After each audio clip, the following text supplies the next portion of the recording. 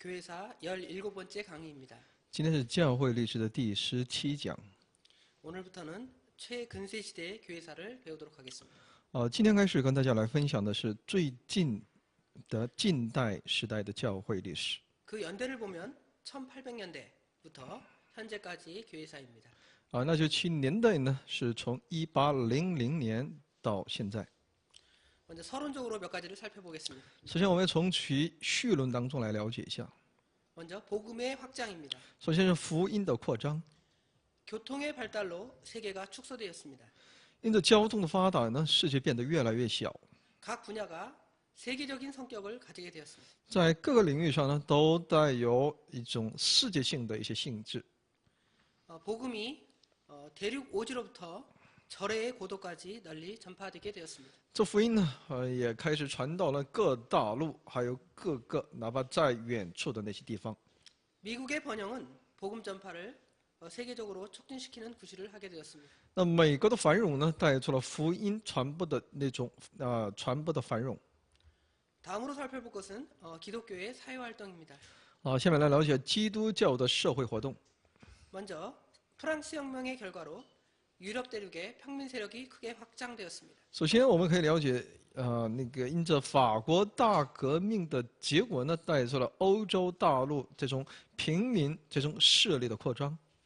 산업이 발달하면서 자본가와 노동자의 격차가 굉장히 심하게 되었습니다. 那么再一个呢，是产业的发达带出了资本家与劳动者的这种差距的扩大。 교회 안에서 하층 계급민들에게 전도하는 운동이 또한 일어나게 되었습니다. 在教会里面就兴起针对这些社会底层的这一阶级的，针对这一群人的传福音运动。 각종 사회사업기관을 설립해서 생활 개선 운동을 하기 시작했습니다. 然后建立各样的社会事业机关来去开展社会更新运动。 다음으로는 과학과 철학이 크게 발달한 시기입니다. 然后就这一时期呢，也是科学与哲学发达的时期。 유물론적인 세계관이 크게 형성되었습니다. 在这一时期形成了唯忧论的世界观。 뿐만 아니라 종교와 과학이 어떻게 조화될 것이냐 하는 문제가 대두되게 되었습니다. 也出现宗教与科学当如何协调的这么一个问题。 신학 연구에 새로운 영향을 미치게 되었습니다. 在其神学研究当中呢，产生了很大的影响。 칸트를 위시한 각종 철학 사상이 크게 대두되었습니다. 以康德为中心的各样的哲学思想的兴起。 또 이 시대에는 새로운 신학 사조가 형성되었는데요. 在这一时期呢，也形成了一个新的神学思潮。 대표적인 신학자 몇 명을 말씀드리겠습니다. 那我们看一下其代表性的人物， 슐라이마커가 있겠고요. 其中有施莱尔、马赫， 다음 인물로는 리칠이 있습니다. 还有那里切尔。 그 다음 인물로는 코울리지라는 인물이 있고요. 其代表人物还有科尔里奇， 마지막 인물로는 부시넬과 같은 인물이 있었습니다. 最后还有呢布什内尔等等。 다음으로는 카톨릭의 종교적 반도 운동이 또 일어나게 되었는데요. 在其天主教里面也出现了其宗教的一些运动。 바티칸 회의를 통해서 교황 무호설 운동이 이렇게 일어나게 되었습니다. 那么这次拜占庭会议呢，来主张教皇无罪论。 개신교 계통에서는 옥스퍼드 운동 등이 또한 일어나게 되었습니다. 在改革宗教会里面兴起的一种运动呢，那就牛津大学运动。 지금까지 이 시대의 내용을 서론적으로 살펴보았습니다. 所以以上呢，就是我们从其绪论当中来去了解了这一时代的特征。 지금까지 언급한 것을 이제 더 자세히 더 언급해 보도록 하겠습니다. 下面我们把这一绪论当中所提及的内容呢，再详细的跟大家来分享。 먼저 철학과 문학의 새로운 사조입니다. 首先是哲学和文学的新的思潮。 프랑스 혁명이 일어날 그 당시만 해도 교회는 인심을 지배할 수 있었습니다. 在法国大革命出现的在那个时候呢，教会呢还可以控制整个人心。 그러나 이제 19세기로 본격적으로 접어들면서 새로운 움직임이 철학계와 문학계에 이제 일어나게 되었습니다. 但进入到19世纪的时候呢，有新的动向呢，来影响着哲学界和文学界。 먼저 몇 명의 문학자들을 말씀드리면요. 我来首先看一下几位代表性的文学家。 먼저 인물로는 장자크 루소가 있습니다. 第一呢有鲁梭， 다음 인물로는 괴테입니다. 然后第二个人物是歌德， 세 번째 인물로는 실러와 같은 문학자들이 있습니다. 第三个代表性的文学家呢有希勒。 철학자들에 대해서 더 자세히 살펴보겠습니다. 再了解一下一些哲学家。 첫 번째 인물은 엠마누엘 칸트입니다. 那么第一个人物是伊马内利·康德。 칸트는 1724년에 출생해서 1804년에 1804년까지 살았습니다. 康德呢生于1724年，1724年，死于1804年。 그의 생일을 보면 1724년 4월 22일 독일의 퀘니스베르크에서 출생했습니다. 他是在1724年4月23日生于德国的克尼斯堡， 그리고 그 지역에서 이제 교육을 받았습니다. 并在那里受到教育。 1775년경에 그는 퀘니스베르크 대학의 강사로 취임을 했습니다. 在1775年的时候呢，他在其大学呢做一个讲师而就任。 그리고 그 후에 정교수가 되었습니다. 之后呢，他成为这一大学的正教授。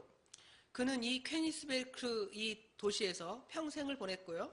독신 생활과 규칙 생활을 이렇게 일관하며 살았습니다. 他就是在这一科尼斯堡呢，在一个城市里面，他度过了他的一生，而且是过一个独身的这么一个生活。 그의 저서를 몇 가지를 살펴보겠습니다. 我们来了解一下他的一些著作。 먼저 첫 번째로는 순수 이성 비판이라는 책입니다. 那么第一个呢，就是纯粹的异性批判， 이 책은 1781년에 썼습니다. 他写于1781年。 두 번째로는 실천 이성 비판이라는 책입니다. 然后第二呢是实践理性的一些批判。 세 번째 책으로는요 판단력의 비판. 第三呢是针对判断力的批判。 네 번째 책으로는 프롤레고메나라는 책입니다. 那么第四呢是形而上学导论。 다음으로는 도덕 철학 원론. 之后还有道德哲学原论。 그 다음엔 이성의 한계 내의 종교. 然后是理性可以说局限在理性的限制之内的这种宗教。 마지막으로 인간학이라는 책입니다. 最后他又写了一部人类学。 그의 사상을 살펴보겠습니다. 我们来了解一下他的思想。 그의 사상은 주지주의 사상입니다.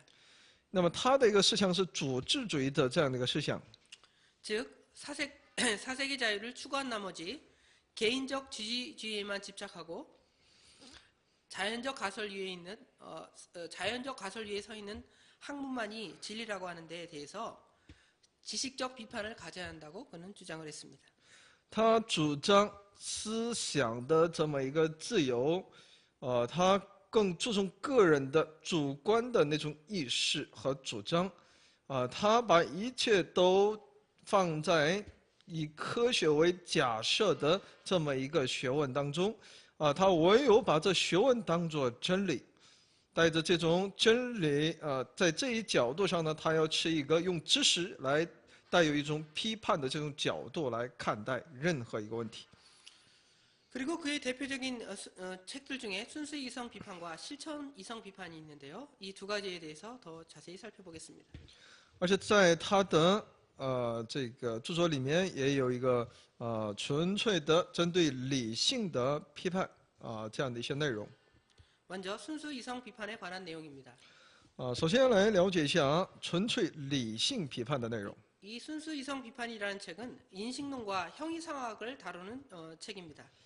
就是把其认识论和形象学呢都包括在这里面。 먼저 인식론에 대해서 살펴보겠습니다. 首先来看一下认识论。 모든 인식이라는 것은 밖으로부터의 공급하는 요소와 안으로부터 공급하는 요소가 있다고 그는 말했습니다. 他认为呢，所有的认识和意识形态呢，都是由其外部所供应的因素，也有从内在所供应的因素。 그는 시간과 공간이 객관적으로 실제하는 것이 아니라 우리가 실제에 맞춰서 인식할 수 있는 주관적 형식에 불과하다라고 그는 주장하였습니다. 他认为呢，时间和空间呢，从客观上是不存在的。我们之所以能够认识到其实体，是因为只是我们出于一种主观的形式，所以才能够对此有这样的一个认识。 이러한 형식에 맞추어서 우리의 정신은 현상 세계를 창조한다고 그는 말합니다. 所以他认为我们的精神世界呢，精神状况呢，就能够创造出现在的现实社会。 두 번째 언급할 내용은 형이상학에 관한 내용입니다. 那么第二呢，是有关形象学。 인간은 주관적 지식과 경험으로 도저히 알 수 없는 것이라고 불가지론의 주장을 하게 되었습니다. 他主张呢，人呢是无法用其主观的知识和经验来认识这人本身，我们是不可能去理解并能够真正明白的。 다음 언급할 것은 실천 이성 비판에 관한 내용입니다. 下面是有关实践理性批判。 도덕론은 신을 도덕의 근본적인 존재라고 말했습니다. 道德论认为呢，神是道德的根本的前提， 즉 실천 이성의 요청에 의한 신의 주장이라고 신을 주장하는 것입니다. 就是带着实践理性所带出的工作。 기독교의 하나님은 인간의 윤리적 의무를 이행케 하는 존재자로 그는 생각했습니다. 他认为基督教的神呢，就是要让人去履行其伦理上的义务。 칸트는 기독교의 영적인 신비주의의 경험이나 인간의 구원, 그 밖의 교리들을 인식할 수 없다고 그는 말했습니다. 康德认为呢，基督教人是无法去经历基督教所说的属灵的神秘主义，而且人是无法去理解救恩之外的一些教义。 다음으로 살펴볼 것은 철학자 요한 고트프리드 폰 헤르더입니다.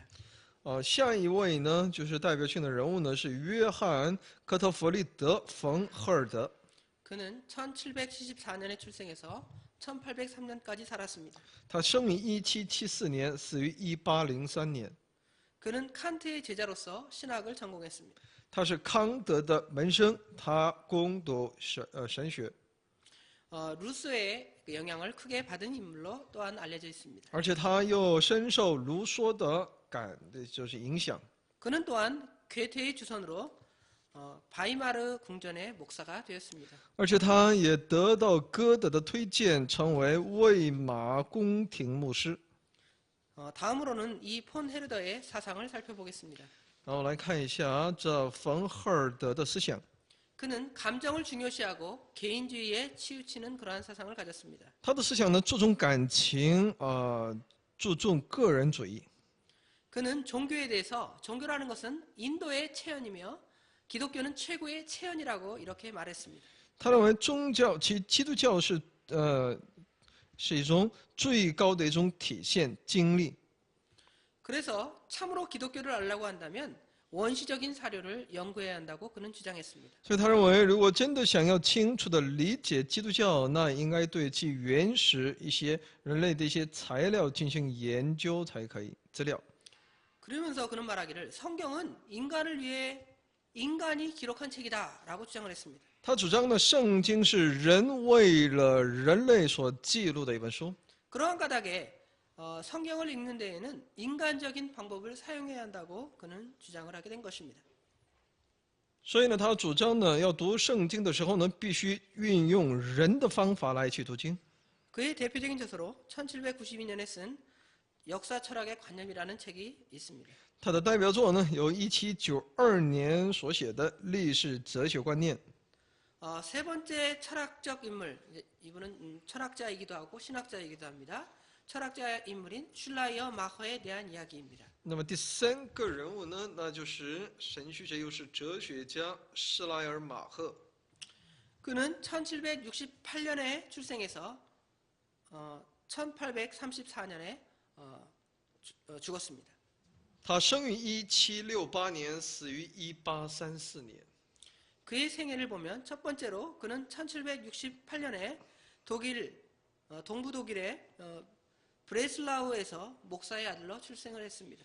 我们来看他的生平，他是1768年生于德国东部的布雷斯劳，在一个牧师，做一个牧师的儿子，来到这世界。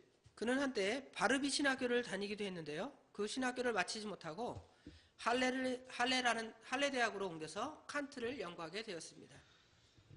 他毕业于巴尔比的神学但他没有最终毕业，后来又挪校到哈勒德大学，在那里专门研究康德。 뿐만 아니라 그는 후에 칼레 대학과 베를린 대학에서 강의를 하는 교수가 되기도 했습니다. 后来他也成为在哈勒大学和柏林大学里面讲课的讲师。 그의 신학을 살펴보도록 하겠습니다. 我们来看一下他的神学。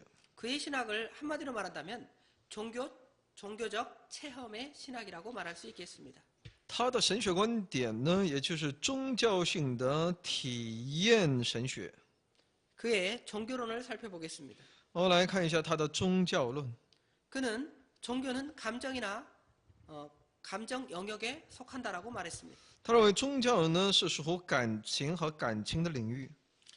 인간 정서에 기초를 하여 신을 의지하는 생활이다라고 그는 말했습니다. 认为它是依据于基础在于人的情绪当中，是依靠神的生活。 그는 객관적인 계시보다 주관적인 감정이나 권위를 두어서요 종교를 인간학으로 대치시켰습니다. 他比起那客观的启示，他更加注重主观的感情，在其感情上加于权威。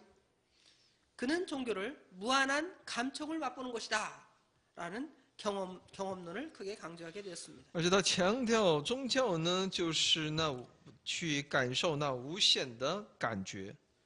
다음으로 살펴볼 것은 그가 말하는 기독교의 본질이 뭐냐 하는 것입니다. 下面是他所主张的基督教的本质。 그는 기독교의 본질을 그리스도의 중심으로 보았습니다. 他认为基督教的本质呢，那就是基督中心。 그의 주장에 반하여 합리주의자들은 구속의 역사가 그리스도에게서 이루어지는 것으로 보지 않고 있습니다.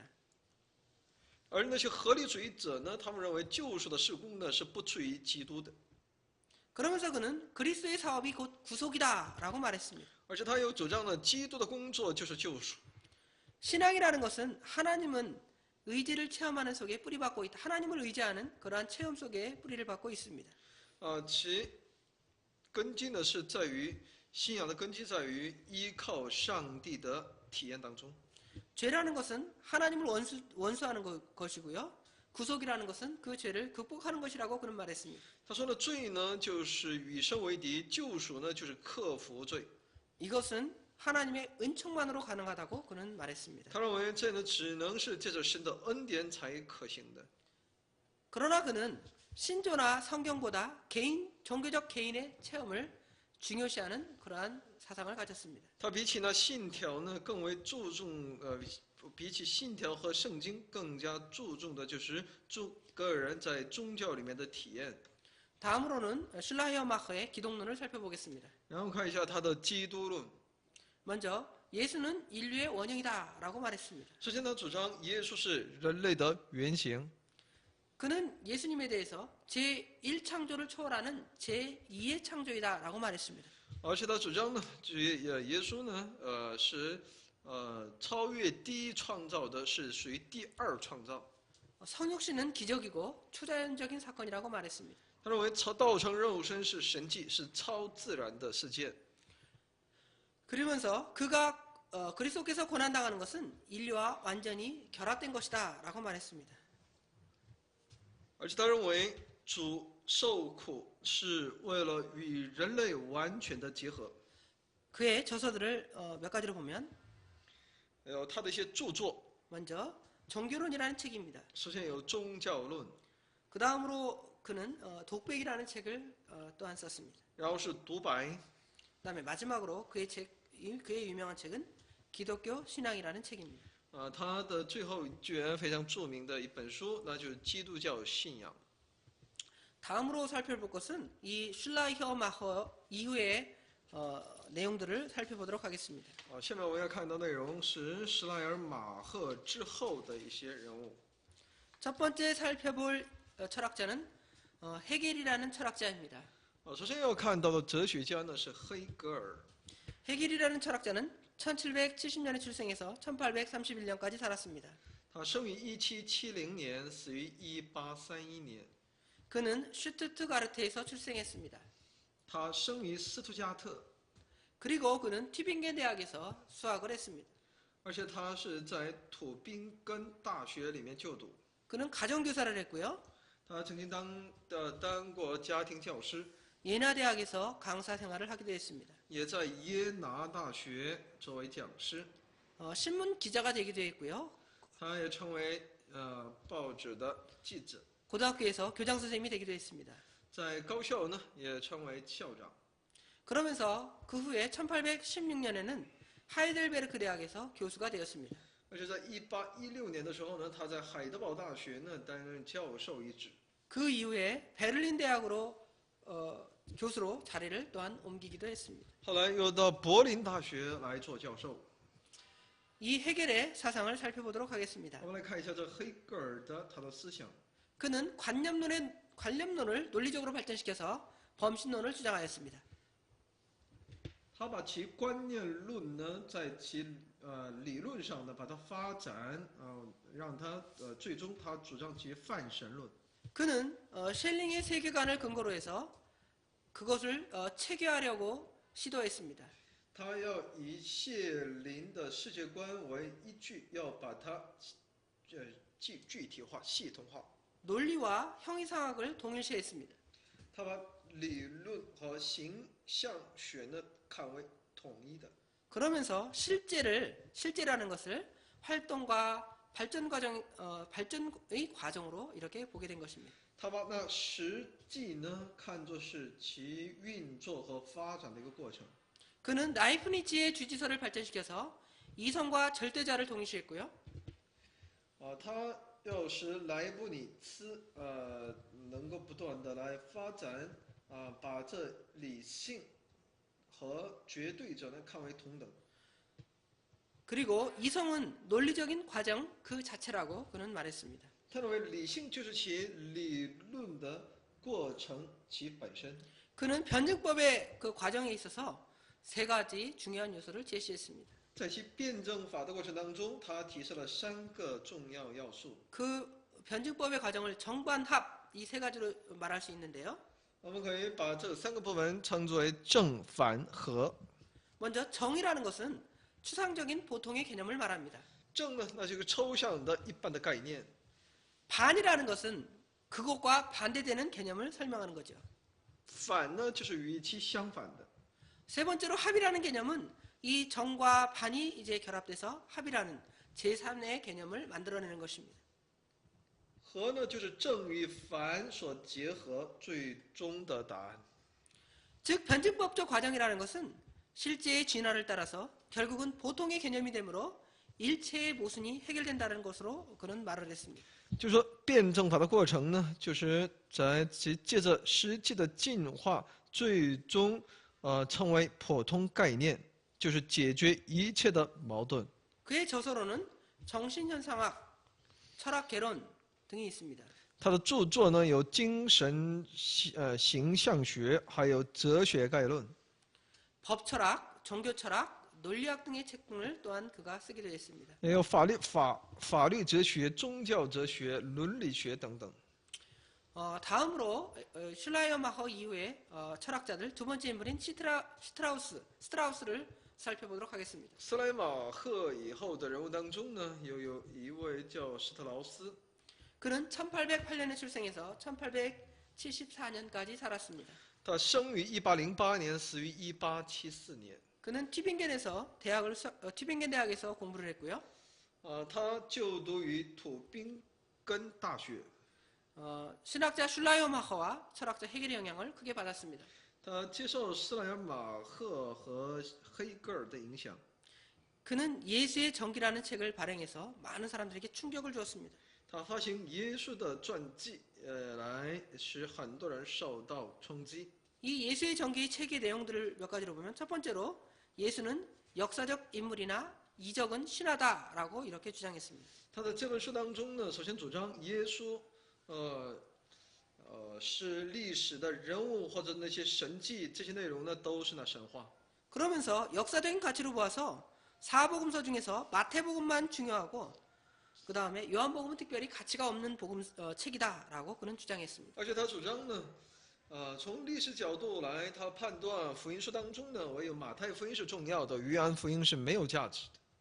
이적은 사실상 불가능하니 역사적인 가치가 없다라고 말을 합니다. 而且他认为神迹奇事呢是不可能的事，在历史上是没有价值的。 그러나 그것을 형이상학적 관념으로 보면 또한 가치가 있다라고 그는 말을 하게 된 如果 것입니다. 从形象学这个方面来去接近的话，那认为那又是有价值的。 세 번째 인물은 바우어라는 인물입니다. 那么第三个人物呢是保尔， 바우어는 1792년에 출생해서 1860년까지 살았습니다. 他生于1792年，死于1860年。 그는 슈트라우스와 유사하게 티벤게렌 출신이었고요. 그 다음에 슐라이어 마허와 헤겔의 영향을 받았습니다. 他也是土宾根，生于土宾根，而且呢，他也受到了施莱尔马赫和黑格尔的影响。 그는 앞에서 언급한 그 슈트라우스와 같은 방법론으로 성경과 기독교 역사를 비판하였습니다. 他也批评了基督教的历史、圣经和基督教的历史。 그의 저서들을 몇 개 살펴보겠습니다. 我们来看一下他的一些著作。 첫 번째 책으로는 기독교 화합의 교리입니다. 首先是基督教和好的教义。 두 번째 책으로는 삼위일체 하나님과 성육신의 교리라는 책입니다. 第二卷是三位一体的神和道成肉身的教义。 세 번째 책은 기독교 교리사라는 책입니다. 第四呢，那是基督教教义史。 마지막으로 초기 3세기의 교회사에 관한 책을 또한 쓰기도 했습니다. 最后呢，他又写了初期3世纪的教会史。 지금까지 몇 인물을 쭉 살펴봤고요. 다음 인물로는 비더만입니다. 下边的人物我们可以看到，他叫彼得曼。 비더만은 1819년에 출생해서 1885년까지 살았습니다. 他生于1819年，死于1885年。 그는 스위스 치리의 교수이면서 또한 비평가이기도 했습니다. 他是瑞士苏伊士的教授和批评家。 그는 구원의 원리와 예수님의 인격을 구분했습니다. 他区分得救的原理和耶稣的人性。 그러면서 그는 성육신은 하나님의 생활의 전 요소이다라고 그는 말했습니다. 而且他主张呢，道成肉身是神生活当中的全部因素。 그러면서 그는 속죄와 부활과 승천을 시간 이상의 사실로 보아야 한다라고 주장했습니다. 所以呢，他认为赎罪、复活、升天呢，我们不能局限在时间的空间里面，我们应当超越那时间。 다음으로 살펴볼 것은 자유복음파입니다. 下面我们要了解的是自由福音派。 헤겔 철학과 슐라이어 마허의 신학을 병합, 보충한 이 자유복음파의 신학은 경험신학의 감정과 지식의 활동을 포함할 것을 주장하는 그러한 사상입니다. 那么说，其哲学和施莱尔马赫的神学，当我们他就把它并行，把它合并并补充，它是属于自由福音派的，就是注重其经验。 이 자유복음파의 사상을 가진 대표적인 사람은 도르노라는 인물인데요.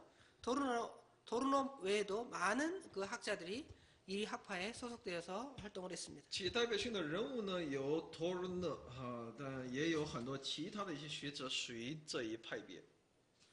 다음으로 살펴볼 것은 옥스퍼드 운동 전의 영국 교회의 상황입니다.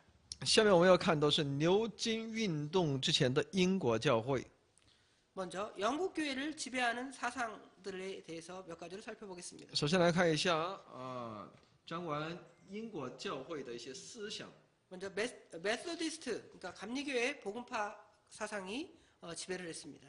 首先那里是受到善道卫理公会的这么一些影响。 두 번째로는 고교회파 사람들입니다. 第二个受到影响，那就受到了高教会的影响。 이 고교회파는 영국 국교회를 아주 높이는, 아주 강조하는 파입니다. 这一派别呢非常的推崇这英国教会的。세 번째로는 프랑스 혁명의 자유 사상이 영국 그 교회를 지배했습니다. 第三呢，就是法国的自由思想呢来支配着。 이때 당시의 대표적인 인물들을 몇 살펴보도록 하겠습니다. 我来看一下这一时期的代表性的人物。 첫 번째로는 사뮤엘 테일러 컬리지입니다. 首先我们可以看到是科尔利奇，萨穆尔·科尔利奇。 그는 1772년에 출생해서 1834년까지 살았습니다. 他生于1772年，死于1834年。 그의 생애를 보면 그는 캠브리지 대학과 옥스퍼드 대학에서 수학을 했습니다. 我们来看一下他的生平，他就读于剑桥和牛津大学。 그는 천재였고요. 호반 시인, 평론가, 철학자, 종교가였습니다. 他是呢天才的诗人而且是评论家、哲学家。 그래서 그에게 불린 그 호칭은 영국의 슐라이허마커다라는 그러한 명칭이 불려지게 되었습니다. 所以呢，他被称作英国的舒马赫。 그는 칸트와 셸링의 그 저서들을 탐독을 했습니다. 他研读康德和谢林的著作。 그리고 스피노자를 숭배하였습니다. 他也崇拜斯宾诺莎。 그의 사상을 몇 가지로 살펴보겠습니다. 我们来了解一下他的思想。 첫 번째, 종교론입니다. 首先是宗教论。 종교라는 것은 다 영적인 것이며 외적인 측면에 있지 아니하다라고 그런 말했습니다. 他认为呢，宗教呢都是内在的，而不在于外在的什么。 죄에 대해서 그는 원죄를 특별히 강조했습니다. 针对罪的问题，他强调原罪。 그러면서 그는 속죄론에 대해서 다음과 같이 말을 하는데요. 而且他为了其赎罪呢，有以下的主张。 그리스도의 죽음이 우리 죄를 속하는 것은 우리가 우리의 경험으로 알 수 없는 그러한 비밀이다라고 말했습니다. 他认为呢，基督的死成为我们罪的代价，这是我们无法借助我们的经验所能知晓的。 그의 성경론을 살펴보겠습니다. 我来看一下他的圣灵论。 성경이라는 것은 하나님 신의 계시다라고 말했습니다. 他认为圣灵呢就是神的启示。 그러나 그는 성경이 오류가 없다고 할 수 없으나 전체 정신에 비춰 각 부분의 가치를 정할 수 있다라고 말했습니다. 他认为呢，虽然对其整个我们是对圣经不是完全的一些记录上的完全的正确，但是呢，我们对其圣经的精神却能够有其价值的认定。 그러면서 그는 교회에 대해서 다음과 같은 말을 합니다. 而且对教会呢有这样的主张。 교회라는 것은 하나님이 조직한 기관으로서 어떠한 제도보다 귀한 것이다라고 그는 말했습니다. 他认为教会是神所建立的组织，所以呢，比任何一个团体都是宝贵的。 두 번째 인물은 올리지 칼리지라는 인물입니다. 第二个人物呢，就是奥尔利尔卡尔基。 그는 1810년에서 20년 사이에 왕성하게 활동을 한 인물입니다. 他是在1810年至1820年期间的非常的活跃。 그의 사상은 진보적인 사상을 고취하는 것이었습니다. 他的思想是带着一种进步倾向的。 그러면서 그는 자유로운 연구를 주장하게 되었습니다. 他主張其自由的研究， 그리고 도덕적 정신의 충만을 말했습니다. 他也主張其道德精神的充滿。 이 오올리지 칼리지파의 대표적인 인물로 그 몇 인물들을 살펴보겠는데요. 첫 번째 인물은 토마스 아놀드입니다. 那么其代表性的人物呢，有托马斯·阿诺德。 그는 1795년에 출생해서 1842년까지 살았습니다. 他生于1795年，死于1842年。 그는 옥스퍼드 출신으로 역사를 연구하는 인물이었습니다. 他是出生于牛津大学，他是专门研究历史的。 성경을 비평적으로 연구하는 것을 시인했고요. 他承认针对圣经，自己是带着批评的角度来研究的。 그 방면에 영적인 방면에서는 경건한 인물이었습니다. 但在属灵这一方面，他又是那敬谦的。 국교의 문호를 개방했고요. 他开放其国教，也就是教会的门槛。 교회와 국가는 동일한 목적을 위해 힘쓸 것을 그는 강조했습니다. 他强调教会和国家呢，应该为其同样的目标而努力。 대표적인 인물 그 아놀드 외에도 다음과 같은 인물들이 그 활동들을 했습니다. 在那些代表性的人物呢，还有几位， 휘틀리라는 인물과 有惠特利， 햄프던, 还有汉普登， 홉킨스 같은 인물들이 이러한 일을 했습니다. 又有霍金斯。 다음은 옥스포드 운동입니다. 下面是牛津运动， 옥스포드 운동의 의의와 발단을 살펴보도록 我 하겠습니다. 们来看一下其牛津运动的意义和它的起因。 이 옥스포드 운동은 1833년에서 시작해서 1841년까지 계속된 운동입니다. 这运动是始于1833年一直持续到1841年。 옥스포드 운동이라는 명칭이 붙게 된 것은 옥스포드 대학에서 그 대학을 중심으로 일어난 종교 운동이기 때문입니다. 我们把它称为牛津运动，那是因为这一运动呢是以牛津大学为中心而开展起来的。 이 운동을 또한 일명 소책자 운동이라는 명칭으로 붙여지기도 합니다. 这一运动呢又把它称之为小册子运动。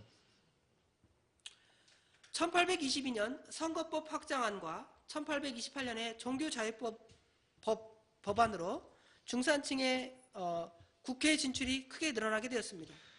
接着，1822年的选举法的一些修订，还有1828年的宗教自由法案呢，使得一些中产阶级呢有机会进入到国会当中。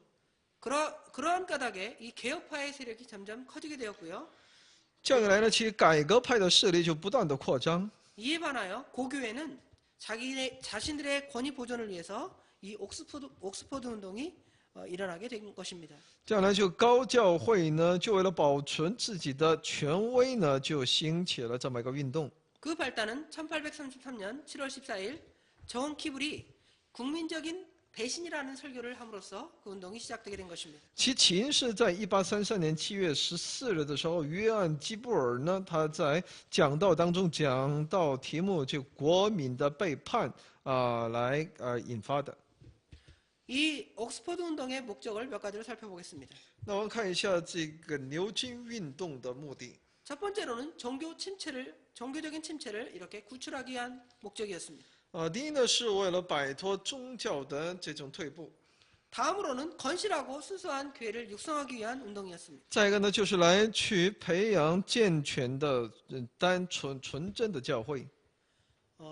도덕적인 재무장을 하는 운동이었고요. 从道德方面要重新装备， 교리와 규칙을 지키는 또한 운동이었습니다. 而且是就要遵守教义和法则。 이 운동을 통해서 또한 전통을 개성하는 그러한 목적을 실현하기 위해서 接着这一运动呢，又要提倡继承传统。 중심 인물들을 몇 살펴보겠습니다. 我们看一下其中心人物。 첫 번째 인물은 존 키블입니다. 首先是约翰·基布尔， 존 키블은 1792년에 출생해서 1866년까지 살았습니다. 他生于1792年，死于1866年。 그는 목사의 아들이면서 옥스포드 대학에서 이렇게 공부를 한 인물입니다. 他是牧师的儿子，并且是在牛津大学学习。 그는 시인이었고 고문학을 연구한 인물입니다. 他又是诗人，又是研究古文学的。 그는 크리스타니어라는 시집을 간행했고요. 이것은 25년간 10만 부가 발행되는 그러한 책이 되었습니다. 他写了一部诗一部诗集，那就叫《基督徒》这么一本书在25年间呢，发行了10万部。 그는 권리와 장엄함을 좋아하며 국교의 풍속을 굉장히 좋아했습니다. 他喜爱权力和一种庄严，所以呢，他喜欢国教的这种风俗。 옥스포드 운동의 두 번째 대표 인물입니다. 下面是剑桥叫牛津这运动的第二个代表性的人物。 프로우드라는 인물인데요. 就是夫劳德。 그는 1803년에 출생해서 1836년까지 살았습니다. 他生于1803年，死于1836年。 그는 오일리얼 학교에서 이 키블 아까 이 옥스포드 운동의 대표가인 존 키블에게서 사사받은 인물입니다. 那么他是在其欧里尔学院里面呢，并从约翰基布尔那里受到影响。 또한 그는 개혁교회를 공격하는 그러한 일을 하기도 했습니다. 而且他又从事呢攻击改革派的这个教会的。 존 키블과 프로우드 외에도 뉴먼이라는 세 번째 인물이 등장합니다. 还有第三个人物叫纽曼， 뉴먼은 1801년에 출생해서 1836년까지 살았습니다. 他生于1801年，死于1836年。 그 역시 옥스포드에서 수학을 한 인물입니다. 他也是就读于牛津大学， 그리고 그는 후에 목회자가 되었습니다. 之后他成为牧师。 신앙심이 아주 독실했는데 자유사상으로 기울어지는 그러한 결과를 낳았습니다. 他的信仰原先是非常好的，但后来却倾向于自由主义思想。 1827년 키불의 저서를 읽고 이제 사상의 전환이 오게 된 것입니다. 在1827年的时候，他读那基布尔的著作之后呢，在他的思想当中有了一些转换。 그는 소책자를 발행하여 주일 오후마다 생 메리 성 메리 교회에서 설교를 했습니다. 他发行一些小册子，并每个礼拜下午呢，都在圣玛丽教会里面讲道。 그는 대학을 중심으로 옥스포드 운동을 계속적으로 전개했습니다. 他就以大学为中心呢，来展开这个剑桥运动、牛津运动。 이 옥스포드 운동의 결과를 살펴보겠습니다. 我们来看一下其牛津运动的结果。 첫 번째로는 영국 교회의 경건 정신을 갖다가 환기시키는 역할을 했습니다. 首先，他提到的是英国教会在敬谦这一方面的一些进展。 그는 건전한 음악과 미술, 종교적인 형설을 고취시켰습니다. 他注重其健全的音乐、美术、宗教情绪。 그들은 교회의 예전을 존중하는 기풍을 또한 세우기도 他 했습니다. 也在教会里面建立了教会针对一些圣礼等方面的一些注重。 다음으로 살펴볼 것은 기독교 사회주의 운동입니다. 下面我们要了解的是基督教社会主义运动。 이 기독교 사회주의 운동의 첫 번째 인물은 모리스라는 인물입니다. 那么第一个人物呢是莫里斯， 모리스는 1805년에 출생해서 1872년까지 살았습니다. 他生于1805年，死于1872年。 그는 유니테리언파 목사의 아들이었는데요. 他是尤尼特里恩这个派的牧师的儿子。 캠브리지 대학과 옥스포드 대학에서 수학을 했습니다. 所以呢，他是在剑桥牛津大学里面就读。 그는 1828년 영국 교회 목사로 안수를 받았고요. 他在1828年的时候呢，从英国教会按牧。 평생 봉사활동을 했으며 킹 칼리지와 캠브리지 대학에서 교수 생활을 하기도 했습니다. 所以呢，他在一生为此而服侍，并在大学里面任教。 기독교 사회주의 운동의 창설자였습니다. 他是基督教社会主义的创始人。 그는 1854년에 노동자 대학을 설립했습니다. 他在1854年建立工人大学。 이 대학을 설립한 후 그는 사회운동을 계속적으로 크게 해나갔습니다. 建立这一大学之后，他也一直来从事社会运动。 그러나 그는 속죄와 이신득이와 같은 정통파 사상과 화합하지 못하고 크게 공격을 받았습니다. 但他没能够与那些主张赎罪于因信称义的那些正统派能够和好，一生受到一些攻击。 그의 저서를 몇 가지를 보겠습니다. 我们来看一下他的一些著作。 먼저 신학 논문집이라는 책입니다. 首先是有神学论文集， 다음으로는 링컨스 인이라는 설교집입니다.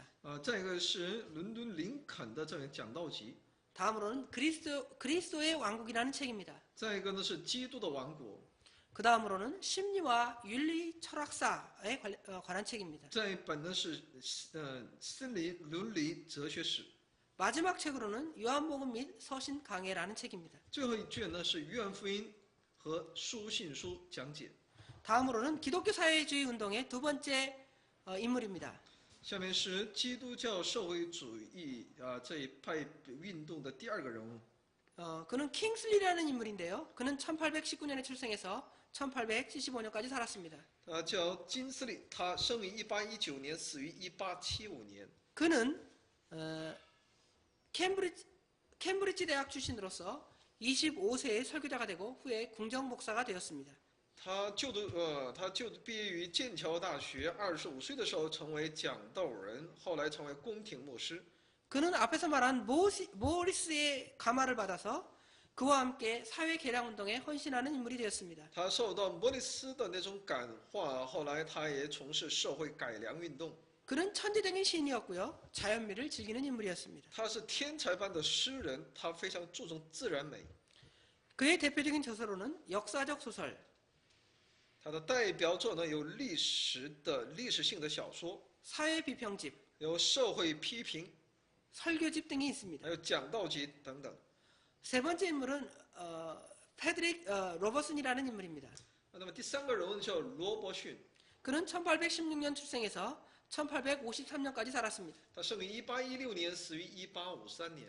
그는 런던 출신으로 옥스포드 대학에서 또한 수학한 인물입니다. 他生于伦敦，并在牛津就读。 그는 24세 때 설교자가 되었습니다. 24岁的时候，他成为讲道人。 1846년에는 삼일체교회 목사로 7년간 봉직을 하게 되었습니다. 1846年呢，他在三位一体教会里面牧会7年。 이 시대의 문학자들을 또한 살펴보겠습니다. 我们来看一下这一时代的文学家。 첫 번째 인물은 토마스 카일입니다. 首先是托马斯·卡莱尔， 두 번째 인물은 존 스튜어트 밀, 第二是约翰·斯图亚特·穆勒， 세 번째 인물은 매튜 아이놀즈 등입니다. 第三位呢是马修·阿诺德。 오늘은 최근세 시대에 대해서 살펴보았습니다. 所以今天我们就分享到这里。 먼저 그 서론 부분을 살펴봤고요. 我们首先看了绪论， 그 다음에 철학과 문학의 새로운 사조 등에 대해서 살펴보았습니다. 也看到了一些哲学、文学的新的思潮。 철학자로 칸트와 헤르더, 슐라이어마커 이런 인물들을 살펴봤고요. 我们其代表性的人物呢，也看到了康德，还有슐라이어마커. 还有施莱尔马赫。 그 다음 인물로는 헤겔과 슈트라우스, 바우어 등과 같은 인물들을 살펴봤습니다. 黑格尔和施特劳斯等等这些人物。 그 다음에 이제 옥스포드 운동 전에 영국 교회의 상황을 살펴봤고요. 也了解了在牛津运动之前的英国教会的状况， 그 다음에 옥스포드 운동에 대해서 구체적으로 또 살펴보기도 했습니다. 而且呢又具体的了解了牛津运动。 마지막으로 영국에서 있었던 기독교 사회주의 운동의 대표적인 인물들 몇을 살펴보았습니다. 最后呢，我们也一起来了解了其基督教社会主义运动的那些代表性的人物。 오늘 배운 부분들을 잘 정리하시고 더 공부를 보충하시기 바랍니다. 希望大家能够再一次有一些了解。